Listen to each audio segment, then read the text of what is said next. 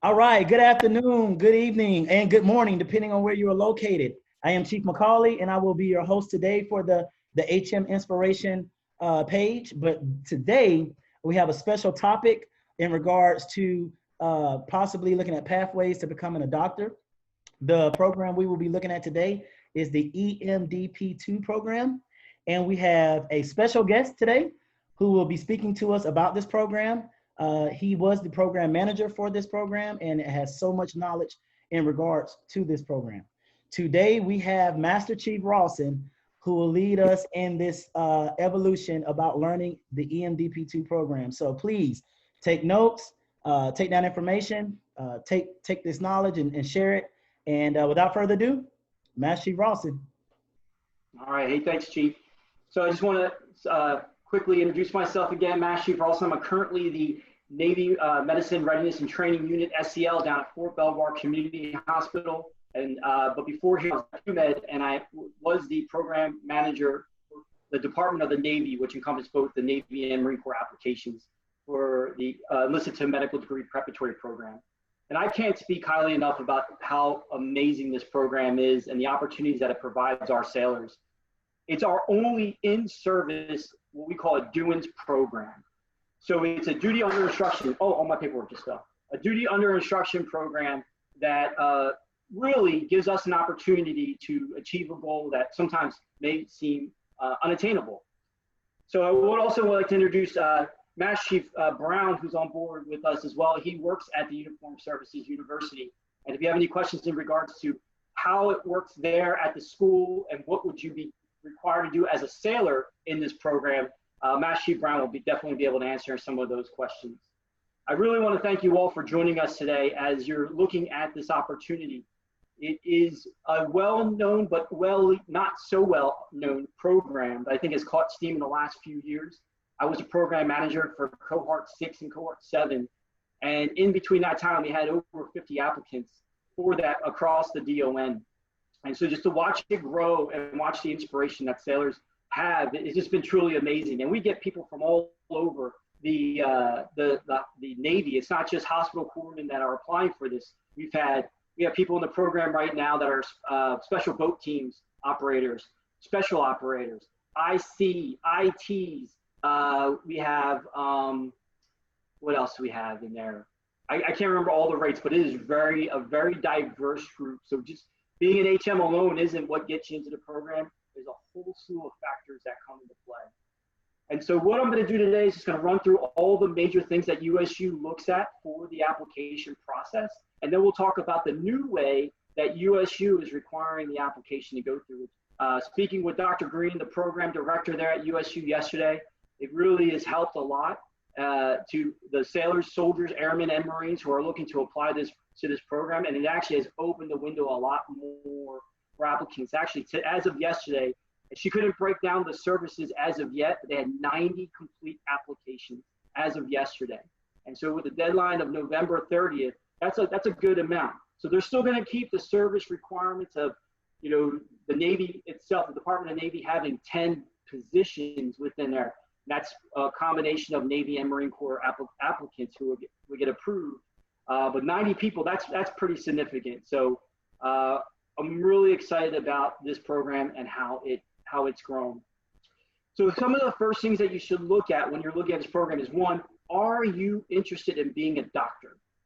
This isn't necessarily a commissioning program. So when you sit with CDBs and you hear sailors talk about, hey, I want to be an officer, I want to, just get a commission. This isn't kind of the program that is catered toward that. This is definitely a program that's catered to people. So those interested in becoming in the medical field, directly being a physician within the organization, and actually serving within the Navy and attending USU for this program.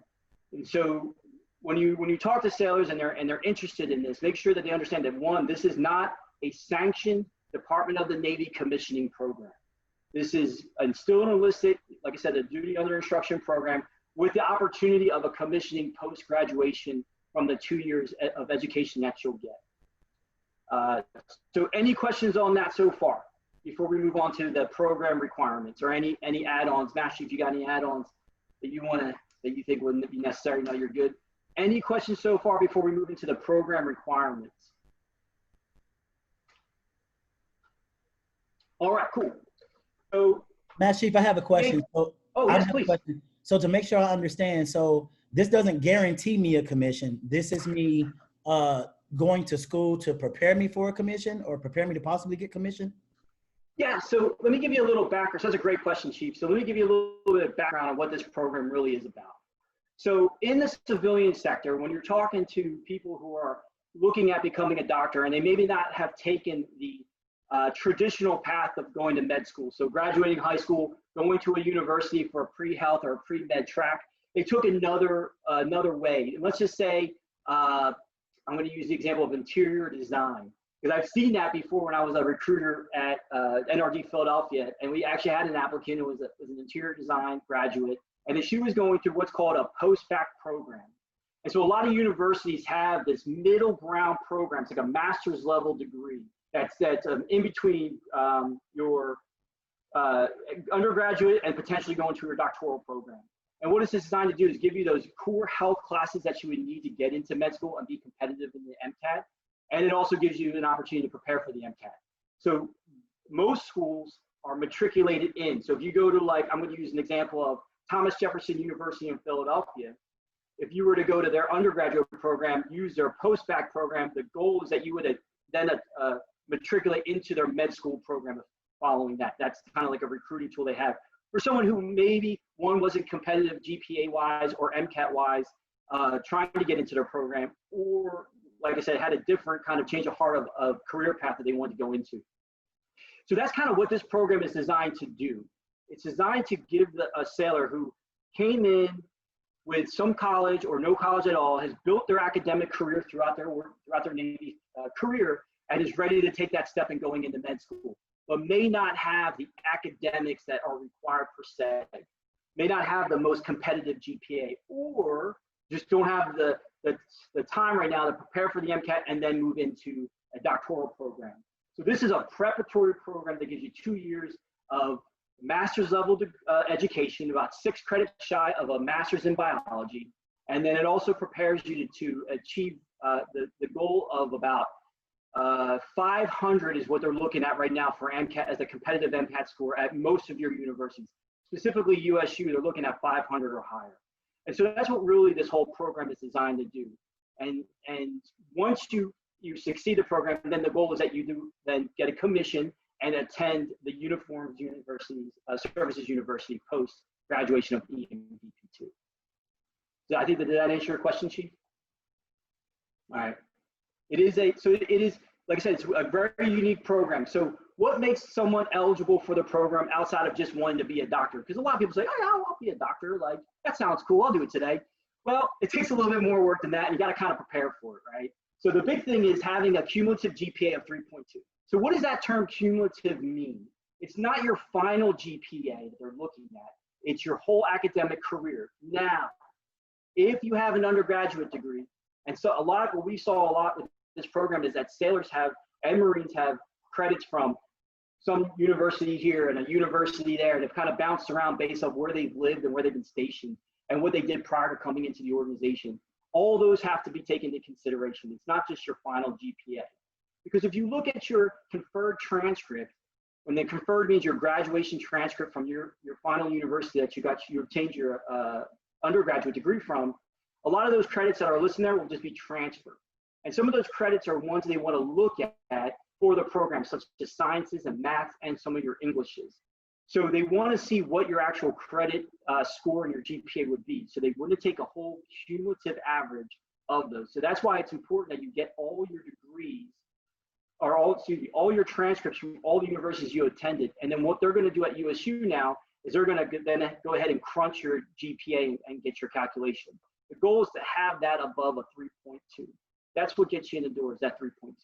If you have a master's degree already and you're looking at attending this program, they're only going to look at the higher of the degrees. So if you have an undergraduate and a master's, they're only going to use that master's GPA that they'll take for that your GPA from your undergraduate was competitive enough to get you into a master's level program. So it's the higher of the degrees that you have is what they're going to look at. Is there any questions on that?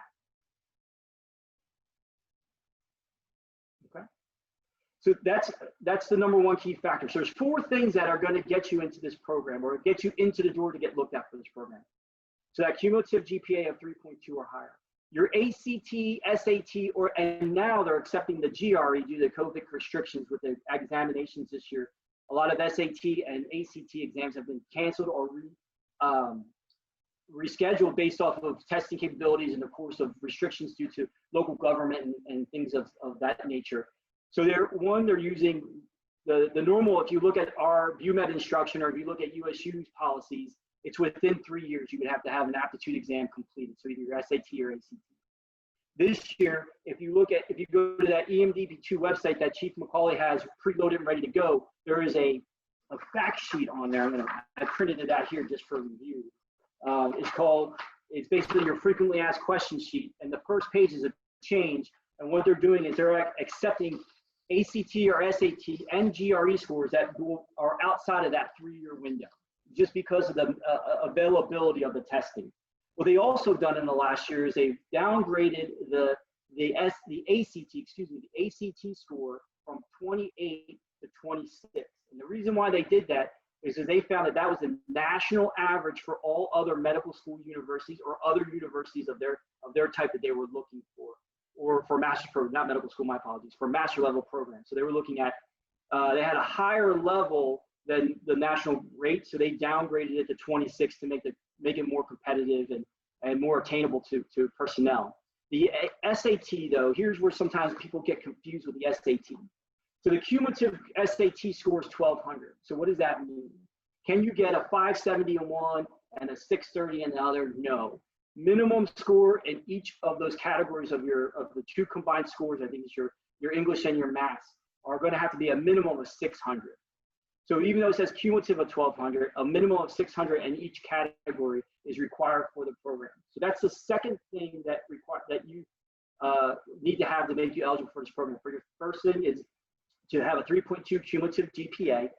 2 is to have an aptitude exam of ACT of 26 or higher, SAT of 1200 with 600 in each section, or a GRE of greater than 50 percentile. And what does that mean? Is that you scored 50% higher than the rest of the test takers. So there is not a score that they're looking at. It's just what percentile did you fall into in the nation of testing. So 50%, 50 or higher now is what Dr. Green said that they're looking at for the GRE. And this is completely new for them because with GREs is not something that they would normally use for a science-based degree, but because of testing purposes, it is they're going to use it to help, because it helps them understand how would you do on an aptitude examination, being that you're prepping for the MCAT, which is an aptitude examination to get into med school. So those are the 2 major academic requirements. What are the 2 other requirements? 1, being on active duty, right? Or FTS. So those are the 2 things. So we get a lot of questions when I was at BUMED, like, hey, I'm a reservist, or I have a sailor that's a reservist that's activated. Can they apply for the program? The answer still is no. So they have to be an active duty sailor or FTS, full-time support sailor, to be eligible for this program. Activated reservists, I'm sorry. It's all about money. I apologize. I don't know what the plan for that's going to be in the future, but right now the services haven't agreed on that. I think the Air Force or the Army have National Guard, but I think it's because it's a different entity. So that's the 3rd thing. And then the 4th thing, of course, at the end of it is just being physically qualified for commission. So let's go take a quick water break. Any questions on those 4? Those are the main 4 requirements that they're going to look at that actually makes you eligible for this program. Master Chief, Yeah. I do have a question about the requirements. I've seen a lot of back and forth on year status. I'm currently at my 8-year mark, and I'm wondering if I'll still be eligible after my 10-year mark. I have about 16 classes left to go. Hey, that's a great question. So USU put out there 10 years, right? And that's something that when this program was created many years ago, that was what the services agreed upon. So last year, myself and the former deputy director of the hospital corps, Master Chief Hickey, went and talked to the deputy director of the medical corps and said, what's the maximum time a sailor can serve to be eligible for this program? Because we felt that 10 years, we were losing a good population of people that were well deserving of applying.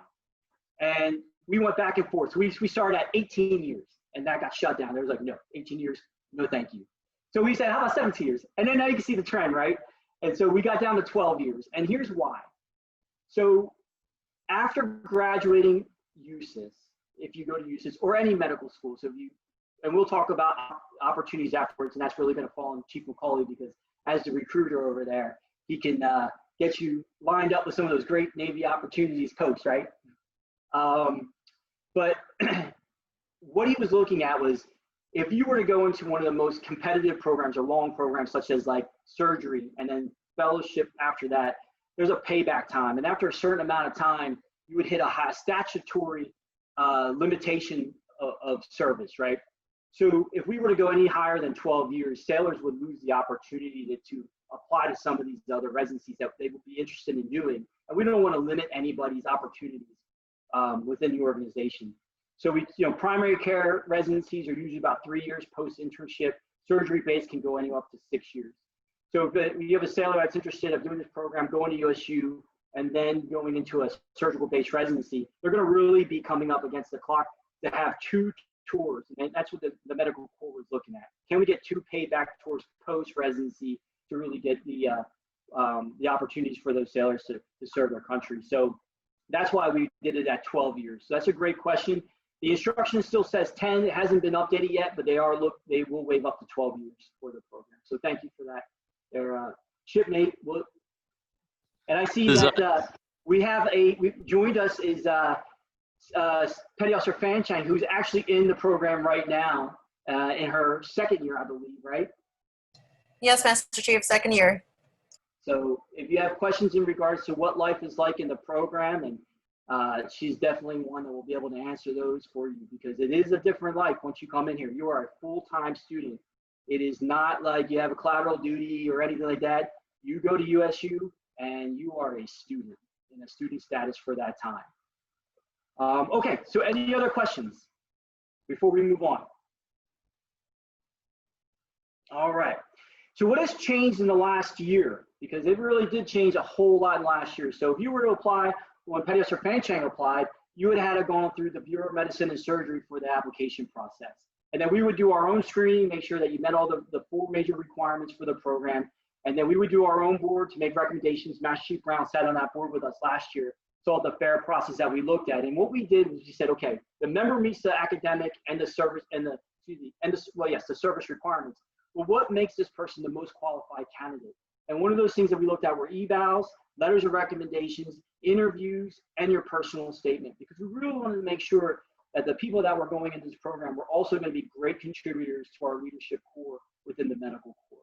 And so it's more than just saying, okay, I have a great GPA and I have a great aptitude exam. We're looking for the whole, we did a holistic view of what the sailor was about. And so then from there, we would send those packages with our recommendations signed by the Surgeon General to the Uniformed Services University's admission, their admission process. And Dr. Greenwood and Mr. Ruiz there would calculate everything, bring it together, and sit in front of their admissions board, and they would make the final selections. What's happening this year now is that you have the power to apply directly to the program. So you don't have to go through the steps of applying to Navy Medicine and asking them for permission. You can go straight to the USU website. So it's US, and Chief will pull it up here in a little bit, to go there and directly apply to the program. And it's in a 3-phase approach now. So what it is your first approach will be the general application with your evaluations, your endorsement from your command, all your, and we can pull up the application in a little bit and show you what all that's in there. It's very streamlined. It's very, I didn't get a chance to digest it a whole bunch, but I do have the checklist here.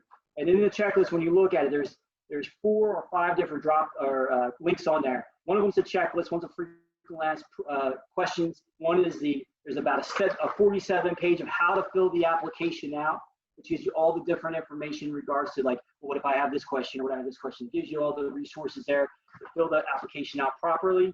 And then the next one is the application, and then how to then submit it. So when you're looking at this form here, which is the checklist, Dr. Green wanted me to pass that. It's really in 2 parts. If you look at the prerequisites and you say, okay, am I an enlisted member with a bachelor's degree from an accredited U.S. institution? Then I'm good. Am I less than 34 years old by July 2021? Waivers considered. Now that's a service waiver thing. We were looking at it as still as this whole thing. But will you be 42 by the time you finish or you finish this program? Because at the end of this 2 years, if you pass and you get accepted into a medical school, there is a commission. That's where you actually get commissioned into an ensign. Be it if you go to USU, you get active duty commission as an ensign, or if you go to utilize the health professional scholarship program, which Chief McCauley can definitely help you with, or the health services collegiate program, you would get commissioned as an ensign in the individual ready reserve. So either way, there's a commission at the end of that. That's why we're not calling it a commissioning program. But you have to be eligible for that. Would be less than 42 prior to that. So that's when your kind of clock starts. And we'll talk more about that at the end. We kind of hit those two programs up so people understand what the opportunities are. Grade E4 or higher between 3 and 10 years. I talked to her about that yesterday.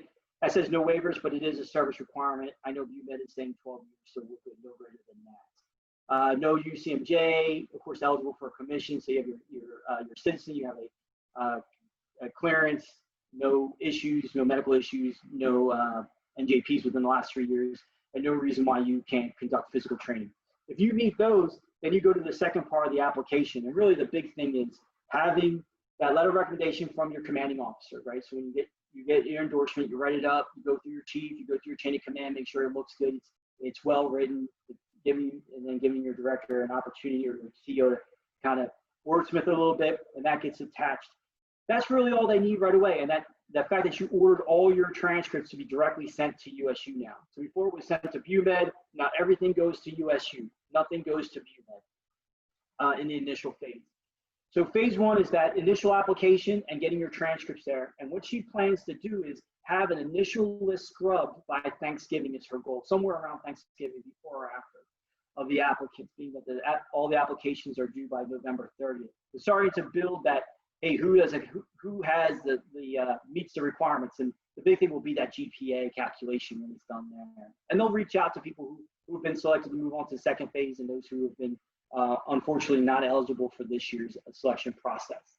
The second phase is going to be your medical screening and your letters of recommendation and interview phase. So what does that mean?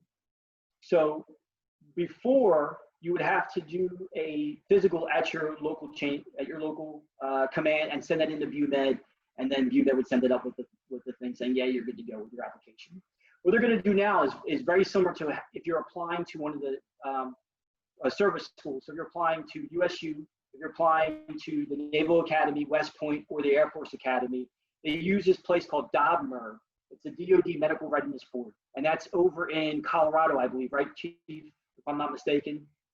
And what they're going to do is you'll get your screening done at your local command, and then you'll send it to USU. USU will collect all the information, send it to DOBMER. DOBMER will do the review, and if there's waivers needed, they'll request the waivers from the service directly. So that was an issue that we ran into in previous years is if a sailor had a condition that required a waiver, how are we getting those? That was a challenge for us because then you had to go back to your command, they had to request waiver, had to go to BUMED, and it would get kind of lost in the mist with other requirements. So this way it streamlines the waiver request if a waiver is needed. And it goes right back to USU to see if that waiver will be approved for commissioning or not. And then the interviews and letters of recommendation. So you're going to give them 5 people, up to 5 people. You need a minimum of 1 outside of your commanding officer. So you need a minimum of 1 letter of recommendation from 05 or higher now. So it used to be 04 or higher, which is the normal recruiting standard, but 05 or higher now to provide some background history on yourself and a character statement for you. So but you can get up to 5, and really want people who can speak on your character, speak on your clinical capabilities, and speak on your leadership capabilities that you've had within the organization. And that could be anybody. So if you're at a Marine Corps unit, it can be your lieutenant colonel, it can be your colonel. You can have, if you're at a hospital, you can have your director of your, depending on the director that you're in, or your SNE, your senior nurse executive. You can have some significant leader within your organization that can talk about who you are as a leader within their organization. And if you're doing some clinical work, talk about your clinical opportunities that you've had. Any questions on that? So phase one is you dropping your application in the system. Phase two, if selected for that, will be your physical examination and will be your letters of recommendation request. And USU will request those directly from the members. You won't have to find your people. You won't have to go ask them and beat them down, saying, oh, the application's due on November 30th. USU handles that all now for you. So they're taking a good amount of the responsibility of the application off of the applicant and really kind of putting it in their hands, as most med schools would do. And then the third phase is selected for that would then just be the final interview phase and selection phase for the program. And then we'll go back to your command or back to the service for orders and transfer position opportunities. So those are the requirements that you would have to get into the eligibility requirements, and then what the phases are of the application. Any questions? Master Chief, another question from HM2 Wilbur. For those of us who are in situations where we work within commands with usually only 04s or lower, what would be your recommended kind of workaround for us to get those 05 recommendations? Okay, that's a great question, and that does pose a challenge. So of course, if your OIC is an 04, I mean, they're going to write the endorsement letter of the package, right, of the application. That just says they're just endorsing that you meet all the requirements and that you are a highly qualified applicant for the program. What I also recommend is if you have people that in your past that you worked with that can write you a letter of recommendation, if you can reach out to them and just say, would you mind being so I can put your name down as application that USU would reach out to you, would you mind providing a letter of recommendation for me? You can do that. If you're running into issues of that case, that poses a huge challenge, because really those letter of recommendations are there to provide that character statement for you. What you can also do is basically in your statement or in your application, make it known that you're limited with that, or call USU directly, Mr. Ruiz or Dr. Green, or the team members there. Let them know your situation and let them know that unfortunately you do not possess that pay grade. Because I did talk to Dr. Green about that yesterday. And so I think it would be important if you're very interested in this program, taking the initiative to contact them to let them know your situation, that what you'll be providing is the availability within your command. Does that help there, HM2? Yes, that makes a lot of sense. Thank you. You're welcome. Can I add something to that? Yeah, absolutely. So one of the things that we also noticed, or I mean, figured out, was that when you do shadowing at the hospital or really anywhere, you can definitely find physicians, especially, I mean, since this is the EMDP2 program, that are 05 and above. So you get a relationship with them, and I mean, even if you shadow for 2 weeks, you just ask for a recommendation from them, keep in contact, do good things while you're there, and that should be also an avenue. And also, I want to say, I know for HPSP, you can ask 05 and above that have retired or like gotten out. So that's also still an option. But really, the shadowing thing is huge. If you go to you should be shadowing anyway if you have time. But when you go to the hospital, definitely try to seek out opportunities to shadow under like an 05. Yeah, that's a great point, Fan Chang. If you're truly interested in this program, and like any other program, I would say the people that you recommend for your letter of recommendation should be people that are in the core that you're trying to join, right? So if you're looking at MECEP or you're looking at MSc IPP, you're going to kind of gravitate to asking, shadowing those individuals to make sure that it's exactly what you want to do. And then also building that rapport and that relationship with them, because what you're trying to say is, I want to be within your core and I want to become part of this peer group eventually.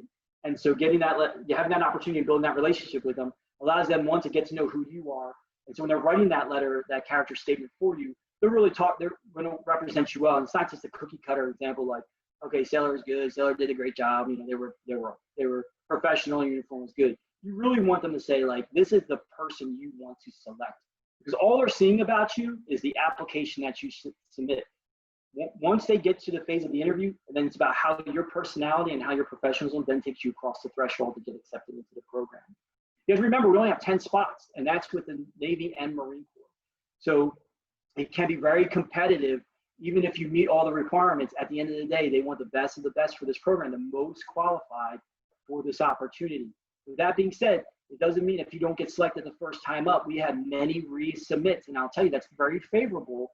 If you talk to some of the applicants that are in the program now or have graduated from the program, they weren't a one-shot, one-kill type of applicant. Some of them had to do 2 or 3 applications, and we made sure that was notated in their application. Like, this person really, really wants it. They keep calling me every year, right? So we let them know, and that went a long way with Dr. Green and the staff there to show the intent of someone that's applying versus just applying because like, is this something fun to do today? You really want to make sure this is something that you want to do. It is a lifelong commitment becoming a physician. It's not just a temporary thing with the Navy, right, Petty Officer Franchang? Right, Master Chief. 3 times. 3 times a charm. So let me ask a question. If I may ask a question, Chief, I'm going to ask Petty Officer Franchang, what made you decide to apply for this program? So this program came out when I was in IDC school, actually, or for the Navy. It became available to the Navy my first year of IDC school. And really, being an IDC and wanting to increase my scope of care, that was a huge thing that pushed for me to apply to this program. And honestly, I applied twice and I didn't get in. Third time, I was not going to apply again. And my CMC was like, you have the application, just needs to be updated. Do it. And I was on deployment when I got my acceptance. It was 2 o'clock in the morning. So yeah, where were you at? I was in the Philippines. I was doing, I was on Balcatan. So yes. Yeah. That was fun. So we had to call her. We had to call her chief. She was on a mission. She wasn't even with the BAS with the other sailors. She was on a mission somewhere with the CVs. And we had to wait for her to come back. We're like, oh, you got to accept it. Like, we had to work this whole deal to get her connected with the detailers to get her orders. It was awesome, though. And we were just waiting for her to get back. It was like a month later. I think you got home after we notified you. So that was a lot of fun. And so I think that's another great point, Franchine, that you brought up. You can apply from this anywhere. You don't have to be on shore duty. You don't have to be at home. You could be anywhere in the world apply for this program. You can be just arrived to your command and still apply for this program. There's no time on board requirement for you to apply. If you're ready to go, and this is what your heart is telling you to do, then let's apply. Let's not wait. There is no, unless you don't meet the academic requirements or the other, the physical requirements or commission requirements, there's no reason to wait. Some people are like, oh, I have to, get to my command, I have to be on board for 18 months and apply. That's not the case. The PERS will move you if you're selected for this program. They will we've had sailors that have gotten to their command and a month later, they're right back to Walter Reed or right back to the Bethesda base, checking into USU as a student for this program. So any other questions about this program and the application process? Before we move on to like what? Yeah, go ahead. Question for you. So I'm Asian Perez. I'm over here stationed at the OCS clinic. So for letter recommendations, I'm currently 1/3 of the way through my bachelor's degree in psychology. I currently work with one of the O5s, and I want to know, so for letter recommendations, number 1, if I start getting them now, I know 1/3 of the way currently, I should be done within the next 3 or 4 years. Is it too soon to start? And then number sorry, go ahead. 2, about CLEP courses, would it be too bad for my transcript to show that I'm taking courses to finish it sooner? All right, so those are great questions. So let's talk about, can I use the CLEP one first and then we'll go into the letter of recommendation one? Awesome. So CLEPs I wouldn't say are a bad thing, right? I would definitely recommend CLEP for your more 200 and below classes if necessary, you know what I mean? But I would look at more of your serious science courses and your math courses, them not to be CLEP, okay? Because you want them to be from an accredited university. So that's a great question, because we do talk to sailors at CDBs, I almost said DRBs, that's terrible. We would never talk about this at DRBs. But at CDBs, we talk to sailors about Dante's and CLEP opportunities to help them build their academic profile. But as you're looking at a program like this or going to med school, I would definitely say utilize the university and show that you're putting that academic work in, because that goes a long way. Well, if I would say for your 100, 200 classes, that those wouldn't be terrible. But I'll turn to Petty Officer Franchine to see about her, because as someone who applied to this program, what is her thoughts on that? So we have people from all different, I guess, backgrounds. I know we have two music majors at least, and then there's one English major, theater major. I mean, one of the really successful students from the last cohort, who is currently in the first year of medical school, he was a theater major. He was a drama major. So, I mean, honestly, I would say whatever you can do to finish that degree, as long as all those credits just transfer over. And then anything that you will have to explain on the back end, like bad grades from like a long time ago, which I definitely had to do. If you are like, if you make it to that second round, then you will have an opportunity to explain that. But whatever you can do to get your degree done, you should do it. Yeah, totally concur. Yeah, so that's a great point too. You don't have to have a sciences degree to get into this program. As Frank said, that we had music majors, we had theology majors. At the end of the day, it really is just about having the academics and the GPA to show like, hey, I can be competitive in, or I'm sorry, not competitive, that's not the right word. I can actually succeed in a highly academic high academic program such as a medical degree program, because it is challenging. And then Pettis Franchine will tell you how right now, and actually I'm going to turn to her real quick again. So I'm so glad you're here. You can answer a lot of these questions.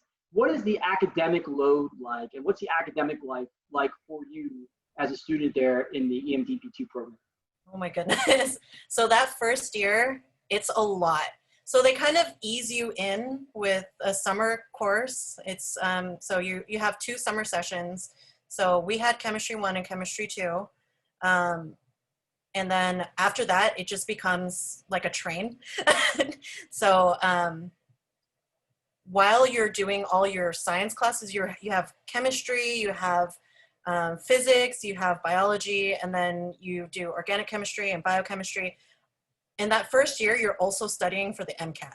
So it's quite a lot, but you can definitely do it. It's doable. Really, you want to work together and rely on your classmates, but it is a lot of work. It's very stressful, but it's a big academic load. But at the same time, you're not doing any collaterals. You're not doing, you're not going to the field. So it's just a completely different shift. It is still a lot of work though. Yeah, that's exactly what I wanted to hear. And the reason why we said that, because one of the things that we look at is, can you work independently? And not, we're talking about after the fact, but during this program. Do you have the maturity? Do you have the acumen to work in an independent manner? Because not only are you having to meet this academic requirements in the program at George Mason, you're still having to maintain your Navy readiness, right? So you still have to maintain your physical fitness capabilities. That's sometimes could be an issue when you're so focused on academics. You still have to meet your IMR. You still have to do the Navy things. You still have to do your analysis. Those are all, you're still subject to all those programs, right, Mashi Brown? Yep, see, he's watching you. That's going to be the daddy over there. But yeah, I mean, and so you're balancing the student life and your Navy life together. And you're going to feel, and if I may, ask Pettis Franchine, do you feel like you're still connected to your service in this program? I feel more connected to the service than I did before, especially being with other services. It's really, really nice because you get to see the other side of it. But at the same time, you definitely still know. And we wear our uniform once a week. So it's, you still are part of the Navy family. It's just a bigger family now. Yeah, that's awesome. That's a good way to put it. Because I think that what people don't understand is what does it mean to be in this program? Is that really there is no time from the time you check in, right? The minute you check in, it's orientation, boom, right into academics, right? It's like drinking from a fire hose, right? So as you prepare for this program, those are things to prepare for as well. And I think, did you guys build like a mentor program as people get accepted? Have you guys reached out to the new cohort, Pettis Franchine, so the cohort that's starting their first year? Did you guys talk to them prior to them coming, or as they just checked into the command? We did, Master Chief. It's a little bit harder right now because nothing is in person, but We did have a mentor, or we had a mentor-mentee. I had one, and we try to keep in contact, make sure they're doing okay. And then our cohort will periodically reach out to their cohort, just like the previous cohort did for us as well. Awesome, thank you. All right, any other questions? I got a question, Master Chief. What's up there, Pastor Claxton? So right now, I'm already at the 11-year service mark, so I'm going to need a memo for that. But it doesn't exactly say how they want the memo. I'm assuming it's just like a standard letter, but it doesn't. I guess it doesn't exactly say what they want the content to consist of. What memo are you relating to? Oh, I'm going to need a waiver for the time and service. Since I'm at 11 years and like the instruction still states to 10 years. So like uses, they say you need a memo, that you need a waiver for that. So I'm assuming they just want it in like a memo standard letter, but it doesn't exactly say what they want the content of the waiver to read. Okay, so I'm gonna take note of that and I'll talk to, so you're the service, excuse me, the DON representative now is Senior Chief Huckleberry over at the Office of the Hospital Corps. What I'll do is I'll address that question with them, with him and Master Chief Fossen, the new deputy director, and just see how they want you to do it. And then what I'll do is I'll share it with Chief McCauley and he'll push it out to the group. Again, just to let everybody know what it will be. But Claxton, I have your contact information. I can reach out to you directly, but I want the whole group to know what that would entail to get those waivers. That's a great question. So time and service waiver, got it. All right. Any other questions? Master Chief, I got one more question before my phone dies on me here. I just want to know a little bit about what would you say the family life is like over there for those of us with families? Yeah, so I'm not gonna 100% address that because one, I'm not in the program, so I haven't lived that dream or nightmare, whatever Pastor Franchine is living at the moment. But what I can tell you is if you've never been to the DC area, and there's a few of us on here that are living in this area right now, it's a great area for families. So Master Chief Brown, H2 Claxton, Pastor Franchine. I see 823 Foxworth on here. He's down there at Fort Belvoir with me. We're all living in the DCA, and it's a great area for families. A lot of job opportunities for spouses, great education for our children. And you don't have to live in a certain area. It's very robust. The one thing that you need to know when you're looking at this program is, even though it's attached to the Uniformed Services University, the school itself is about 30 miles, I think, roughly about 30 miles from the campus. So you'll be at the George Mason Manassas campus. And if you look at Manassas, Virginia to Bethesda, Maryland, it sounds like it's far away. It's two different states, but it really is relatively in DC miles close, right? DC miles. So you can go about, people live about 100 some miles away sometimes from their office. So that's something to take into consideration, but I'm going to turn over to Pastor Franchine about just kind of how to balance that work-life relationship there at the school. So I don't have a family, or I don't have kids, but one of my classmates has 7 kids. So it's hard, but it's doable, right? Like with anything, like you make time. That first year, like I said, will be a little bit tough with the family time, but you can still, from my classmates and the previous cohort, they will set aside time on the weekends. I mean, you have to study a lot, but you can definitely take some time. And the second year will be a little bit easier for family time, for sure, especially after you're done with your MCAT. But like I said, one of my classmates, 7 kids, he's doing it. So it's definitely doable. Quick question on that. When they cut orders for that, will your orders be from USES, or would it be at the George Mason site in Manassas or Fairfax or wherever? My orders say that I'm attached to USU, but yeah, that's it. Yeah, I was just asking for like leasing purposes, just in case I need to move from where I'm no, so that's a great question. So the USU has a memorandum of understanding or a training agreement with the George Mason University. So we utilize their campus and their services, but really you are attached. I would say your AdCon would be over there with Master Chief Brown and the Uniformed Services University. Master Chief Brown, do you have any comments on that or anything you want to add? I don't. I mean, I think, Professor Franchon can give you the most up-to-date information realistically, because I'm not in it either. I would say it's probably pretty user-friendly, realistically, with the exception of the academic load, because you're really a full-time student. I mean, you're in your group, and everything out. I think right now they're still virtual. I mean, I'm not 100% sure. There might be some things on that are in person, but I think for the most part it's still virtual. But even when it's not virtual, they're still full-time students, and there are some things that they might have to come over here for.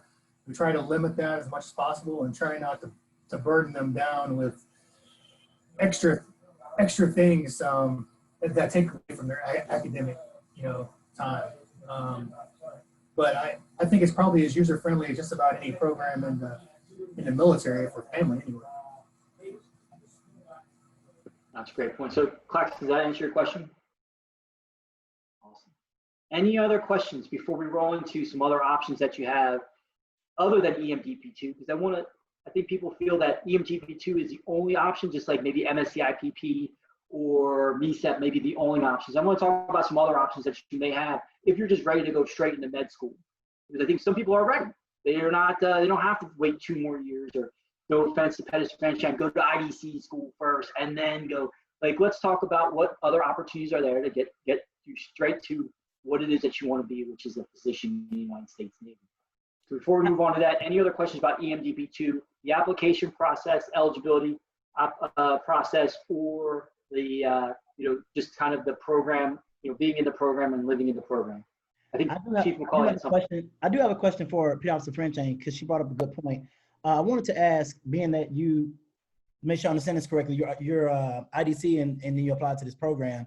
So would you say, and you don't have to speak on this if you don't want to, but would you say that IDC school, the knowledge and learning from there, the information you got from there, would you say that it, I guess, better equipped you for the EMDP2, the basic knowledge that you had from IDC school?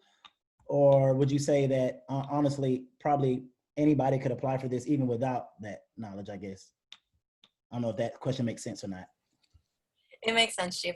So anybody can apply to this program. Like I said, we have English majors, we have like former linguistics.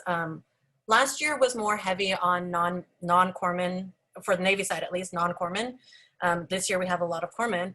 But so being an IDC did not prepare me for the academic side of this per se. I mean, it's kind of helping in A&P right now, but A&P is really hard. But what it really, really helps with, and I'm not just saying as an IDC, I'm saying as a corpsman in general, that really helps when it comes time for your medical school applications. When you do your interviews for your letters of recommendation, when you do your interviews for medical schools, when you do your like actual application to medical schools, like all of that, it's so clutch. Like, but it doesn't really help during the program, but it will help you on that back end over here where I'm at right now. I would say that from speaking to people who were not in the medical field, that once you get through that first year, that really EMDP2 is almost like your first full year of med school. And so once you graduate the program, your first year, and you kind of get into the groove of one, if you go to USU, going to going to the school, getting into the rhythm of being a student, and also kind of getting used to wearing a new uniform, the full khaki uniform, and being an officer in the organization. But it'll help you prepare for that second year. And I think if you're ready to learn, you're no different than anybody who just came right out of, Penn State University or AMU or another university that may have a pre-health track, but never worked in the field. So yeah, it does give you the advantage because you have that technical acumen. You've kind of had hands-on experience with the A&P, as Pettis Franchon said, some sick call opportunities. But it's not designed to benefit those members. It's designed to really prepare everyone to be a physician. So that's why it's open to all. And we have Marines in there right now that have never worked in clinical whatsoever. We had a Marine that was so close to making it last year, and she was not just in infantry. I don't want to say that. She was in infantry, right? But she had all the academic requirements. It's just there wasn't a seat for her at this time. but she would have done fine in the program. So I think if you had that desire to learn, a desire to be a physician, no matter what walk of life you come from or what academic background or technical background you come from, you'll succeed in the program. It's about you. It's not about your experiences. It's all about who you are and what you want to do. You know what I mean? So that's what people say. Like today I had a CDB and someone was like, I can go to med school. And I was like, yo, you should see the people that go to med school. You can go to med school.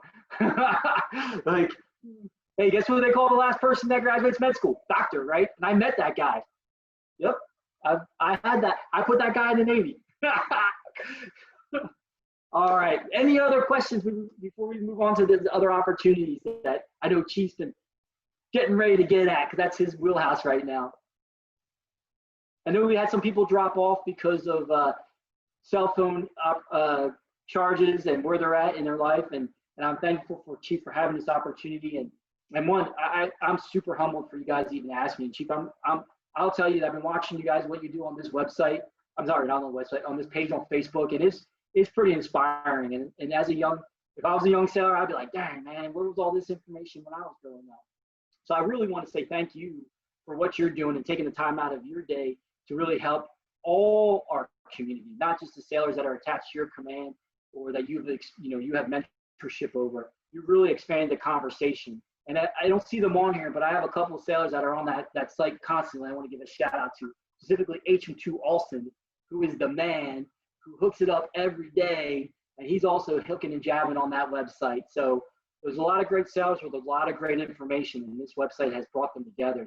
Or this Facebook page, sorry, 43 almost. They've brought them together, and so it's fantastic. So I really appreciate you, what you're doing, man. It's truly inspiring. So good on you. So quick question: who actually feels that they're ready to go to med school tomorrow? There you go. Claxton's like, yeah, all right. Okay, well, yes, you are. Of course you are. So EMDP2 is a great program if you maybe don't have that competitive profile to go straight into med school. But if you have the academics that med school is looking at, you have I would say the drive. Why not just take the MCAT? Why not just prepare and take the MCAT and apply to med school? Like, what can hurt? What EMDP2,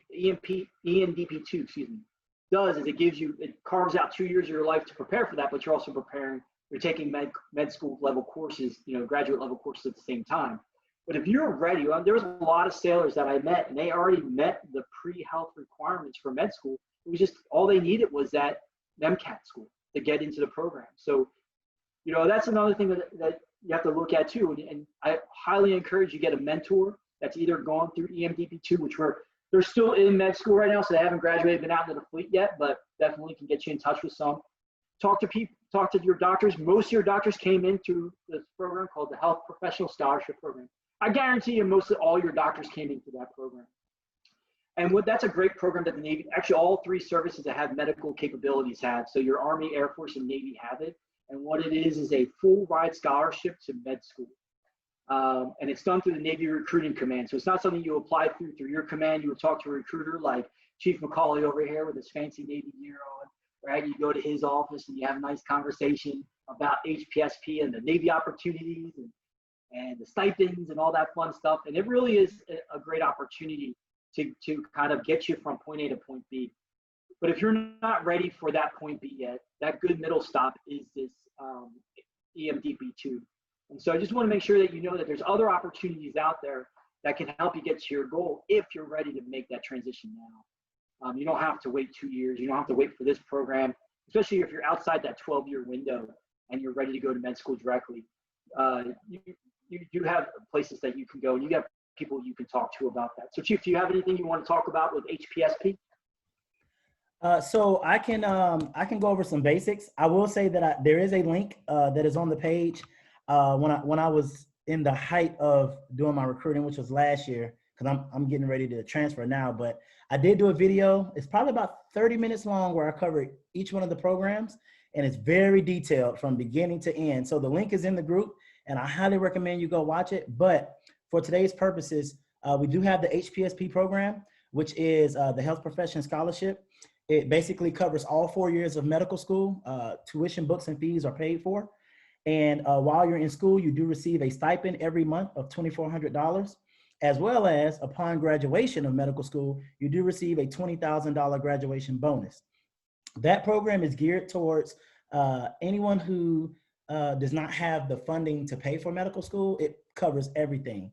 The prerequisites are very similar to what Master Rawson just talked about in regards to EMDP2. In regards to MCAT score, minimum is 500. GPA has went up to a cumulative of 3.2. There are exceptions. We can do waivers for that, but it is very competitive. But that's what the HPSP covers. And once you graduate as a lieutenant, and you come in and work as a medical officer. Now, if you decide to go to a specialty, any of the critical wartime specialties, then of course, we have a separate program for that where we actually will pay you additional money to become a certain specialty, such as internal medicine, emergency medicine, or a surgeon, things of that nature. Then we also have Health Services Collegiate Program, HSCP, which is, to me, after hearing EMDP2, that kind of is similar to EMDP2 in the sense of you're in medical school, you do not get the school paid for, but you get paid. So you receive the benefits, the active duty benefits. So you usually get paid as an E6 unless you're E7 or above, then you'll get paid as an E7. If you're an E6 and below and you get paid as an E6 while you are in school, if you refer somebody, I thought this was really cool because my applicant did it. If you refer somebody while you're in school, you can move up and get paid as an E7. So I had a dentist that did that. But while you're in school, you receive full pay and benefits of an active duty service member. And so basically you fund your own tuition, however you want to fund that. And then once you graduate, you go from E6 or E7 to lieutenant once you graduate medical school. So those are the two routes for medical school, HSCP and HPSP. Usually the service members lean more towards HSCP because there's no gap in service. You continue to receive your benefits. And, if you've already done 10 years, then you do 4 years of medical school, you're not 14 years, and you're closer towards your retirement mark. If you do the HPSP, then you take a break in service. So that one is more geared towards civilians. And so just keeping on medical school, I will say that since I've been doing this for the last 3 years, the one thing that I can see that is not changing in Navy medicine is the need for doctors. Our nurse load has went down. Definitely our medical service corps load has went down. But our MD medical corps load has not went down, especially HPSP. We're looking at 170 quotas a year for HPSP. For HSCP, it's somewhere in the range of 10 to 15, but they're always there. And those critical wartime specialties like internal medicine and emergency medicine and whatever else I mentioned earlier, there's about 4 or 5. We need those. They're hurting for those. And I know it's not about money, but you do get paid more for doing those type of jobs. There's accession bonuses, there's retention bonuses, there's board certification pays, there's other special pays. So if you're looking at becoming an MD or DO, because a lot of people are not aware of DO, if you're looking at being an MD or DO, I didn't even know about DO until I started doing this recruiting gig. Do it. Like it's really out there, and we need you. We need more doctors, and especially in primary care and family medicine. We need more doctors. We're never going to get done with that. And I'll end with this. You never know what's on the horizon for anything that can happen in the future as far as any conflict. So that's another reason why the critical wartime specialties are a necessity. If you want to go be a surgeon, or if you want to go be an internal medicine, or if you want to go be emergency medicine or anything like that, do it, because we need you. Our sailors need you, and you never know when we're really going to need you if we ever have to do a conflict at a later point. So medical officer recruiters, we are here. Please reach out. We take care of active duty. We take care of civilians. We take care of reservists, whatever the case might be. That's my plug.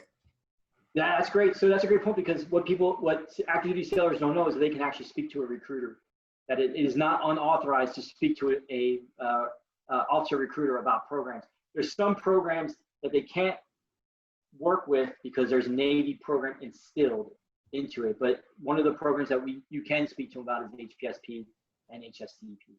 And so I just want to I'm not going to close it out. I'm just going to kind of end with this a little bit.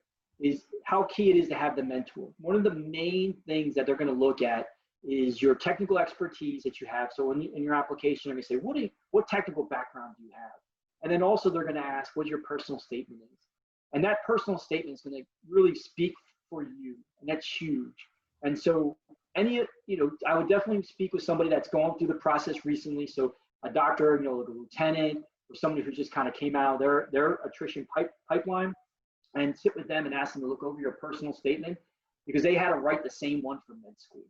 What makes yours a little bit different is you're saying, why do you want to serve in the United States Navy still? Why do you want to go from an enlisted corps to an officer corps? What is your drive for leadership? So one of the levels of guides that I gave people was, I look at it as like a 3-part series. Who are you? Tell your story quickly, right? Because you only have so many words. So briefly tell your story of who you are. And then tell why you want to become a doctor. And then you close it out with, why do you want to be an officer in your organization? And kind of tie them all in together. You have to speak to them and let them know why you're the best applicant for this program. And so that's a great way to start with why, right? Why is it important for you to be selected for this program? Why is being a doctor so important to you? And so when you're writing your personal statement, do not be embarrassed to show it to anybody and sit down with people, because you're only doing yourself a disservice if you're kind of trying to do this all by yourself. There's tons of people who've done this before you. And, if you can, like I said, you can talk to USU and ask them to set you up with a mentor that's in the program to look over your personal statement, or an officer within your organization, or a chief within your organization too, that's good at writing and has an idea about personal statements. You definitely want to make sure that you have someone in your corner that's going to help you. And it should be more than one. Because if you're just going to set it up on your own, and let's just say you don't get selected, what kind of feedback are you going to get? There's not much feedback that USU is going to give you, because they're not going to call every applicant and say why they weren't selected.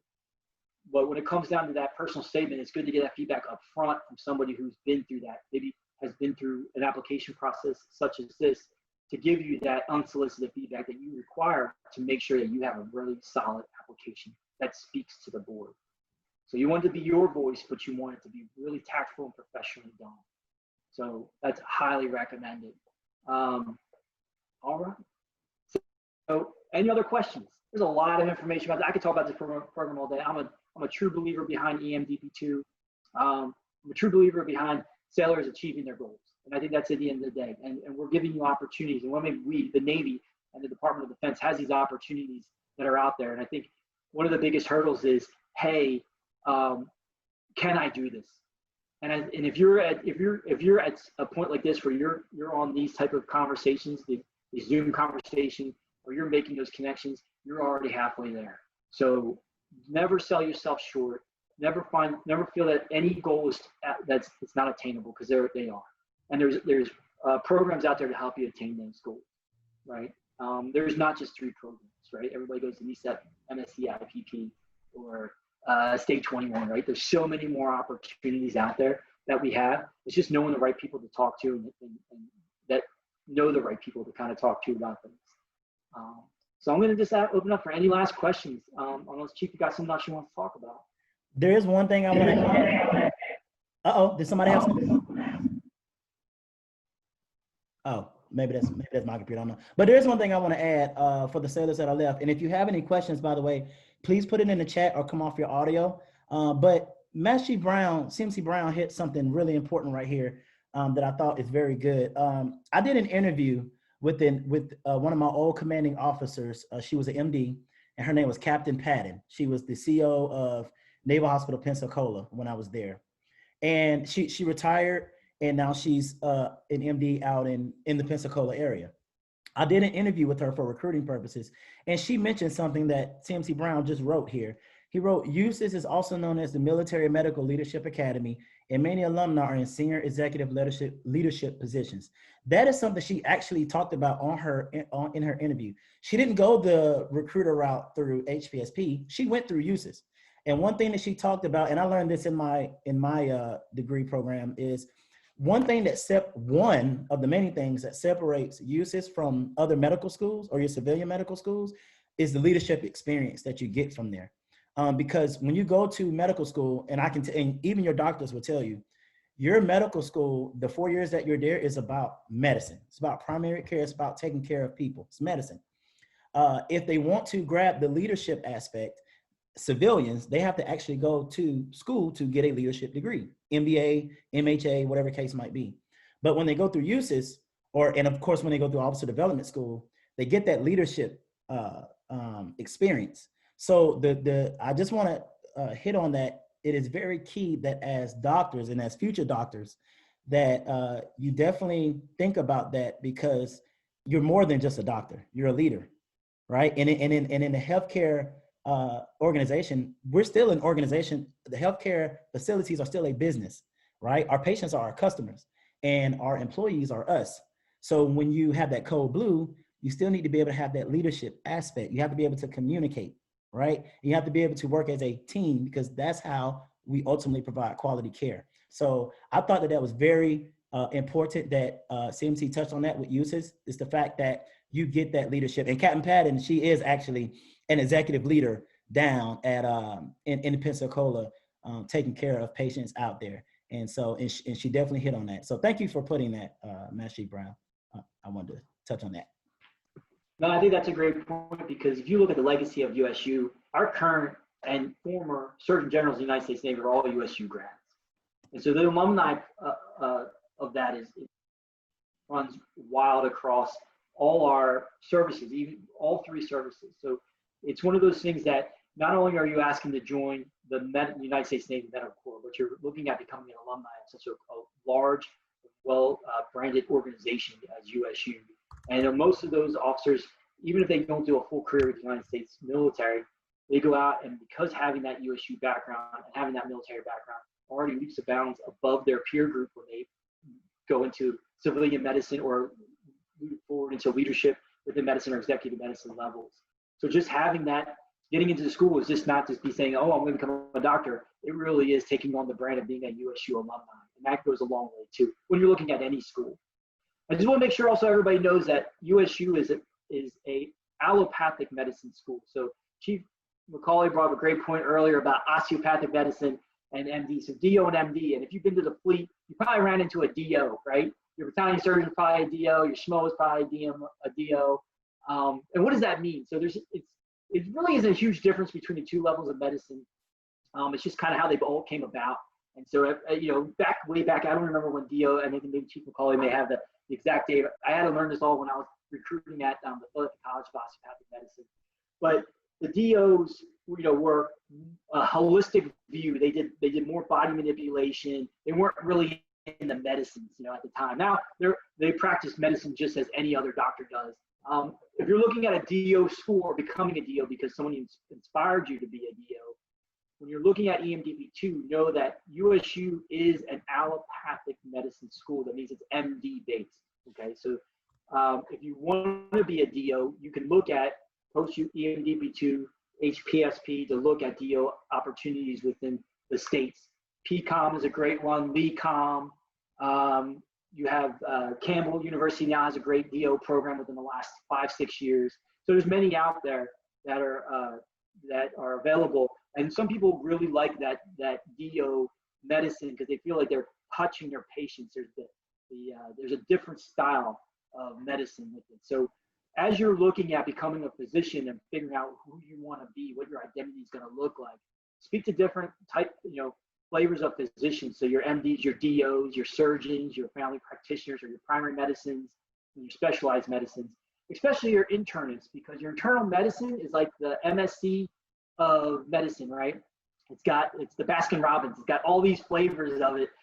So once you become an internist, then you have all these fellowships that branch you out to like GI and cardiology and different things like that. So as you're growing and you're going to learn more, and I have a funny story. I'm sure Chief has tons of stories about people that he meets in the civilian sector as he's talking about recruiting opportunities. I went to this one school and I met a doctor, and I was asking her like, oh yeah, what did you do? And she's like, oh, I wanted to be a, one of my dogs just came down. What's up, dude? She wanted to be a pediatrician, right? That was her goal. And so she was in med school and she did a rotation to pediatrics. And guess what she didn't become? A pediatrician. And she became like a lab officer. So now she does all research. She doesn't even want to see patients anymore. So she really had this drive for medicine, but when she went through her rotation, she realized that she just didn't like people. And so that was, you're going to learn more about yourself as you go through. You don't have to settle on a residency right off the bat. As you grow through this organization, you're going to be exposed to different things. You're going to see different things. And so it's going to open your aperture to what military medicine and just medicine in general is about. So you don't have to settle on say, okay, I'm going to go to USU and be a surgeon. That can change. You can say, I want to go to USU and be a family practitioner or an emergency medicine doctor, or I just want to go GMO and have some fun out in the sun for a little bit before I actually settle on a residency and really figure out what I want to be in life when I grow up.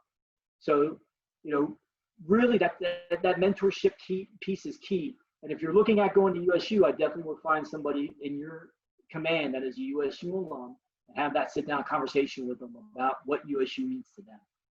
Right? What does it mean to be a USU member, and how was the academics there? And really, what is the background behind it? What should I prepare myself for before applying to this program? Because the goal is completing the EMDP2, applying to USU, and in the future, the goal is apply to EMDP2, get a conditional acceptance into USU. But that's a few years down the line. We're not there yet, but that's the goal, because they really want to, as Chief said and as Master Chief Brown said, is that some of the things that they wanted to bring into the officer corps was some of that enlisted leadership, right? Some of that background technical expertise that is hard to teach, right? It's hard to, and so if you have that experience, bringing that in and growing that corps from within versus the Chief Petty Officer job, who is to mentor and train the junior officers in the officer corps, is having someone embedded in there to kind of do it for them as well. So, all right, Chief, you got anything else?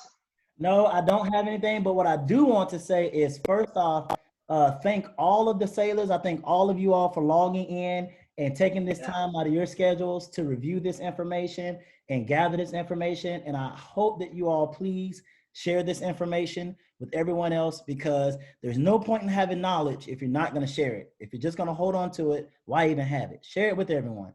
And then I also want to say thank you to Master Chief Rawson for taking time out of his busy schedule to give back. I know how busy you are. I try to reach out to you and you are just busy, but for you to take the time out of your schedule, I thank you so much. And Master Chief Brown for taking the time out of your schedule for even logging in to speak on behalf of USU. I know you thanked me earlier for this, but honestly, and I know you know this, I can't do any of this without you guys. Like this is nothing without everyone. So I just want to say to everyone that is thinking about applying to this, please start with why. Know your purpose. Why do you even want to do this? I deal with so many officer applicants. I've dealt with them for a while. I can tell you, for the ones that are very successful at this are the ones who know why they want to do it. So figure out your why, find your purpose. And I'm not here to tell you what your purpose is. Find your purpose. And once you know why you want to do this, you're going to be great. You're going to be great at it, and you're going to go forth and you're going to do great things. So again, Master Chief, I just want to thank you again so much for this. And with that, go ahead. I just want to say it was an honor. I really appreciate it. I mean, this was great. This is so much fun. I was super nervous about it too. I'm not even gonna lie. I was like, oh, I'm gonna mess up so bad. But you guys made it easy. And I put my email in the chat. So if you have any other questions, you want to reach out, but I definitely implore you to reach out to Senior Chief Huckleberry. All the contact information is on the we got the website, usis.edu//EMDP2. There you go. And if you scroll down, Chief, and that website there, yep, there's all your links you need for this program. So the announcement, the application checklist, your application guide, and then the fillable application, and then your contact information. But if you scroll down even more, you'll see the NAV admin assignment there that came out this year, and so Senior Chief Huckleberry's information is on there. If you have questions, please reach out to Senior Chief Huckleberry at ViewMed in regards to service-specific things. So like waivers for time and service and all those, and I will work that on our end to get some answers for that. But if you have questions in regards to the EMDP2 program, do not hesitate to reach out directly to USIS Direct. They want those questions. They are asking for you to contact them, and they'll get back to you as soon as possible. They have a great Facebook page too that you can reach out to them as well. And they've been doing Zoom conferences too. I was telling Chief at the beginning of this, they did about 500 students already that are interested, or applicants that are interested in the program. They have 90 applicants so far for this year.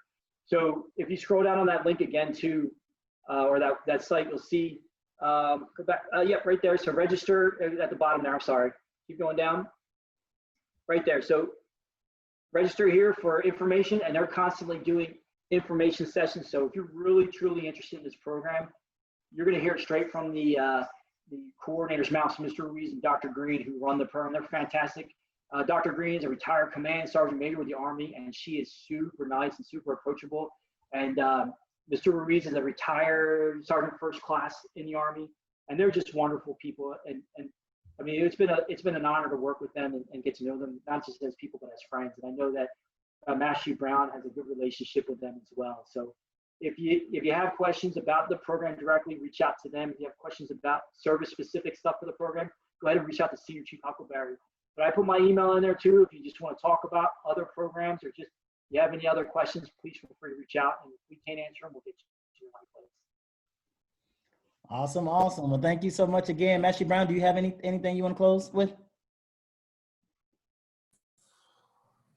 You want me to extend it? No. No. So some three really short things. Along with getting accepted in the EMDP2, you're basically in your cohort together. They have tutors designated for those individuals, whether it's chemistry or whatever. They have the MCAT prep. It might have been mentioned already, but it's very specific and it's geared specifically to them. It's kind of one-on-one MCAT prep built into that. I think it's Kaplan. I think they use Kaplan. And, you know, I think Master Chief Rawson also mentioned that if you take a few more classes, you can also get a master's degree in biology. There is one rumor that's been floating around out there, is that the sailors get promoted to E5. So if you hear that, that's not the case, because it's not a commissioning program. It's more like Master Chief Rawson said, doings, and so you don't get promoted to E5. So if you hear that, just disregard, okay? All right. Good to go. Master Rawson, you had something? Yeah, just sorry, Master Brown, you brought 3 points, and what was it? So the first point was the MCAT prep. What was the other? The cohorts. There was a third. I can't remember. Never mind. I forget. Tutor? The tutors? No. The master's degree? Yeah. Oh yes.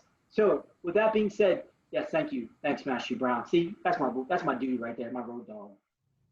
Hey, so you're 6 credits shy of a master's degree in biology and science. We said that earlier. What they do, George Mason will give you 2 years post-graduation from the program to accomplish those 6 credits to get that biology master's. So because you don't complete it with them doesn't mean that that's null and void. You do have 2 years where you can actually accomplish. So you can have an MS, Master's of Science. So that's pretty cool, I think, too, right? But then that's more work on top of your schoolwork at USU. That's up to you. But I see that John Solomon's on here, and he's in med school right now. So he's Ensign John Solomon, and he was a cohort 5, I believe, from BUMED. And I don't know if he's got anything before we shut this down. We've been on for a while, but I don't know if he has anything he wants to bring up. I see him there. You have anything, sir? Oh, thank you. Thank you, Master Chief. I just jumped on. I'm sorry, I don't know what was already discussed, but I'm more than happy to answer any questions if anybody has any. The EMDP2 program was life-changing for me, and it was a pretty tough program to get into. It was a tough program, but they supported. You know, when we were in there in the academics, we were so very well supported by both George Mason and through the university, the Uniformed Services University. I'm currently a first-year medical student at USU, and I'm loving every second of it. It gets more challenging, but it gets more rewarding as soon as every step of the way. So very happy to answer any questions if anyone's got anything for me. Awesome. How motivating. How motivating. Sir, if you don't mind, can you put your email address in the chat box? Because this is going to be recorded. And then anyone who has questions, they can shoot you an email if you don't mind. Sounds good. I'll do that now. All right. Thank you so much, sir. That is so motivating. All right. We are going to get ready to close this down because it has been an hour and 30 minutes. I know people have to get back to work and get back to their families. So again, I just want to say thank you all for logging in. If you do, this is a recorded, so I will post it today.